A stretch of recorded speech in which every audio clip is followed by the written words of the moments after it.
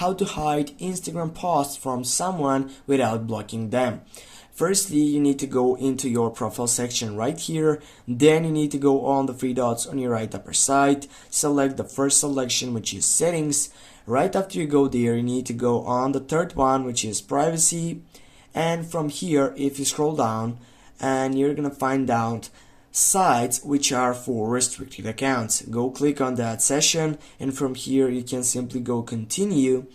And yeah, now if you want to unrestrict all of these, you're gonna simply tap off one of them, for example this one, and now as you can see, this one has been unrestricted and now can see your posts and it will be taken. But if you want to take over and restrict someone else, you're gonna search it from here and then go restrict, and now if you take that refresh, it will shows up right here, and now this person couldn't find your post and also see it, but also they're not gonna be blocked by your site.